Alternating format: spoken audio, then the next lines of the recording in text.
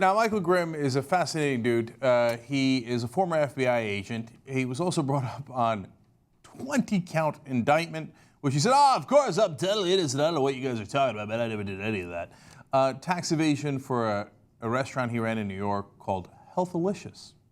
So apparently he's interested in keeping healthy. Also keeping slim in terms of the taxes that he pays. Well, he finally confessed he did do it. And we're not even getting to the charges about his campaign financing. It's a whole different set of charges, okay? But he did agree that he did do these things, not just tax evasion, but perjury as well, and, by the way, hiring illegal immigrants. Now, I was under the impression that Republicans were against undocumented workers, but apparently if they're working for them at a cheap price, not so against it. Now, he's also famous for one of my favorite videos of the year. After the State of the Union, he was talking to a reporter from New York, and this ensued. We have you here. We haven't had a chance to kind of talk about some of the... I'm not speaking about anything that's off topic. This is only about the president. Well, what about... Thank you. All right, so Congressman Michael Grimm does not want to talk about some of the allegations concerning his campaign finances. We wanted to get him on camera on that, but he, as you saw, refused to talk about that. Back to you. Why? Let me be clear to you. You have to do that to me again in 2 years. I just wanted to ask you.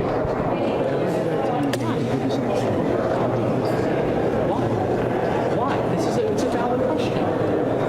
You tell me what. No, you're not man. You're not man. Like a boy. My favorite part's always that last sentence, like a boy. I mean, how did that beat I'll break you in half, which is so wonderfully Bane-like? I was wondering how to break fast, you spit on your body. Right? I'll break you like a boy. Which always makes me want to ask Michael Grimm, how many boys have you broken?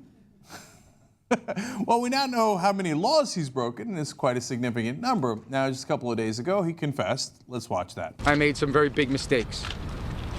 Mistakes that I immensely regret. And I am certainly truly sorry for. But I also accept full responsibility for all of those mistakes in every way. I underreported the gross sales receipts of the restaurant to pay business expenses, including payroll for employees that were off the books. It's true. I had, for example, delivery boys that were paid off the books. And as a result, the taxes were not accurate. Congressman, will you resign? No, as I said before, as long as I'm able to serve, I'm going to serve. As of right now, I'm still in a capacity to serve, and that's exactly what I plan on doing. I wonder if some of those delivery boys were the ones he broke. Okay, I probably don't want to know more about that. But as you saw there, he says, look, no, you got to understand something. I did it. I did all of it. Okay, am I going to resign as a United States congressman? Oh, no way. In fact, he later added that he would, quote, absolutely not resign. Yet I come to you today with this news. Ladies and gentlemen, we got him. Michael Grimm, we broke him like a boy. We didn't have anything to do with it. Prosecutors got him for things he actually clearly did. He is, in fact, going to resign. So you see, most people think he's going to get probation, but he could get up to 3 years, and that triggers this rule.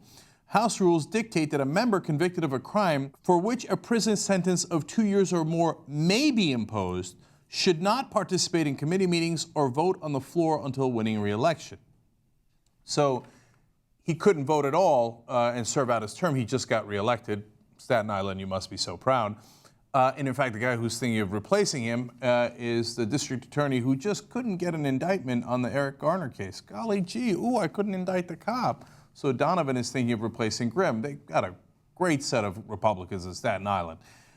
Anyway, he couldn't vote. That didn't deter him before. I don't know if that's news to him. But what really happened was House Speaker Boehner took him on a little boat ride and had a talk with Fredo and said, hey, listen, here's how this works. Okay, now this is, understand my speculation based on 20 years of covering politics.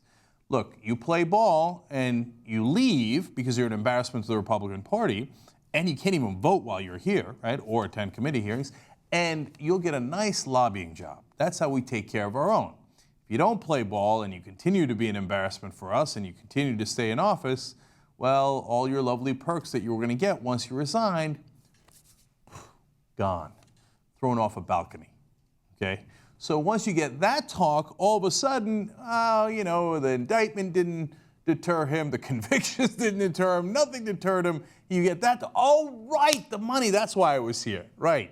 So all of a sudden, he's going to step down and he's going to resign. But I like his parting statement as well. He said, the events which led to this date did not break my spirit. This guy's obsessed with breaking things. Did not break my spirit, nor the will of the voters. However, I do not believe that I can continue to be 100% effective in the next Congress. And therefore, out of respect for the office and the people I so proudly represent, it is time for me to start the next chapter of my life as a K Street lobbyist. Oh, he didn't add that last part, but he will soon enough when Boehner delivers on his end of the promise and Grimm gets a perfectly fat contract doing what Republicans do after they leave office. Okay, now my favorite part of this is after he's admitted to breaking all those laws, I like that he thinks we're concerned about his spirit. Right, don't worry guys, it didn't break my spirit, I'm still hanging in there. Oh, thanks God, so good to hear that, Michael. Okay, I hope your spirit is super healthy as you head to K Street.